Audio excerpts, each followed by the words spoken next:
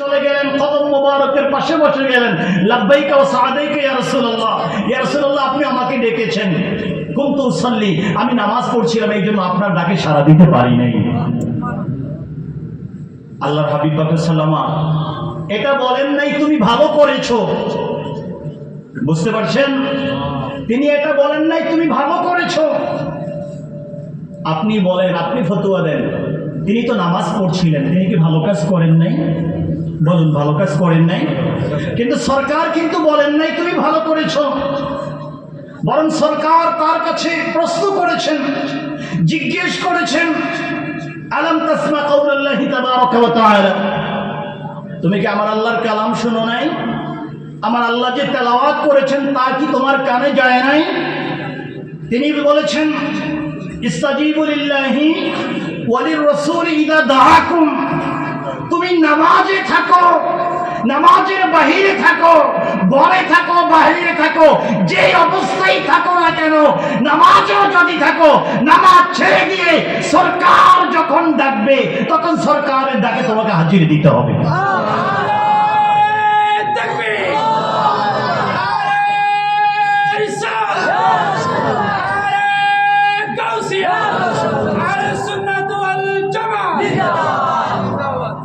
রহমাতুল্লিল আলামিন ডাকছেন, তিনি বললেন কুনতু উসাল্লি ইয়া রাসূলুল্লাহ, আমি নামাজ পড়ছি। আল্লাহর হাবিব বললেন তুমি কি শোনো নাই? আল্লাহ বলেছেন যখন ডাক শুনবে তখনই আসবে, কারণ লিমা ইউহয়িকুম, তোমাদের জীবনের পিছনে হাকিকতে মুহাম্মদী রয়েছে। এই জন্য যদিও তুমি নামাজ অবস্থায় ছিলে, নামাজ ওই অবস্থায় রেখে তোমাকে আমার কাছে আসা দরকার ছিল। এটাই হচ্ছে কোরআন, এটাই হচ্ছে ইসলাম।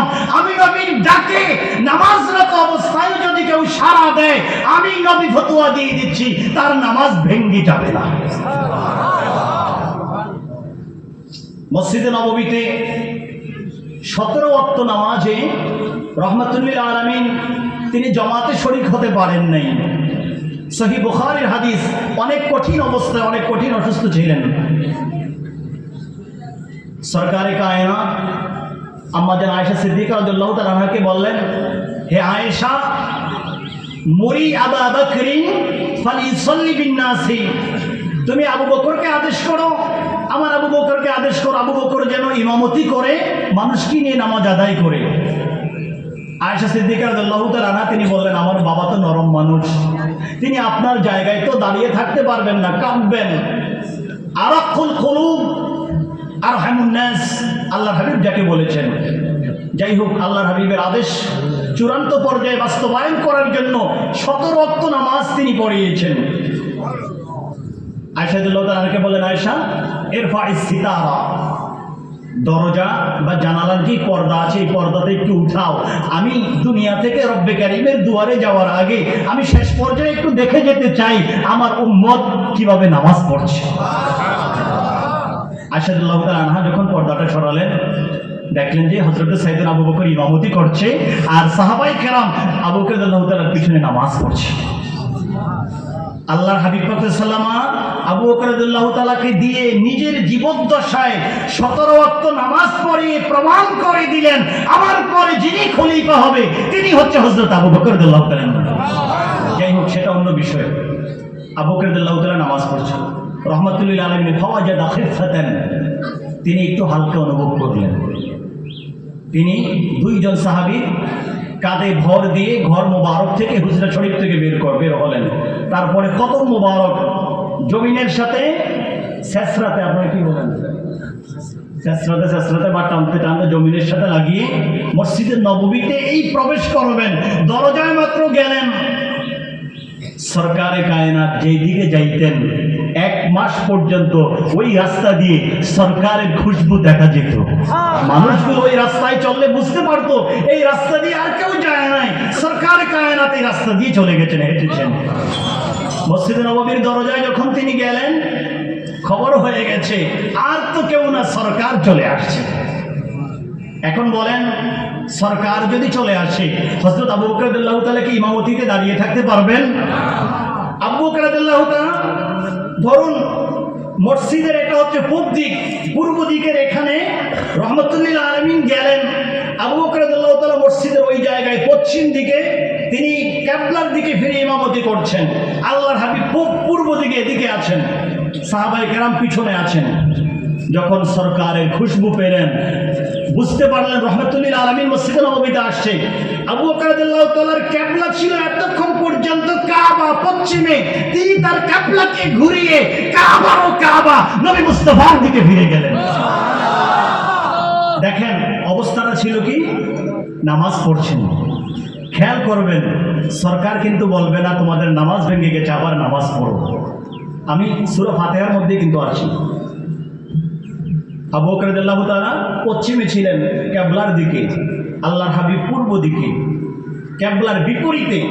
আবু বকর রাদিয়াল্লাহু তাআলা এখন কিবলাকে পিছন দিলেন, কিবলাকে পিছনে দিয়ে রহমতুল্লিল আলামিনকে সামনে দিয়ে রহমতুল্লিল আলামিনের দিকে ফিরে তিনি দাঁড়িয়ে গেলেন। তো সাহাবায়ে কেরামদের কি অবস্থা? সাহাবায়ে কেরাম কি করলেন? মাঝখানে সারি করে ফেললেন, মাঝখানে গলি দিয়ে দিলেন। একদল সাহাবা উত্তর দিক ফিরে দাঁড়ালেন, আরেকদল সাহাবা দক্ষিণ দিকে ফিরে দাঁড়ালেন। সুবহানাল্লাহ।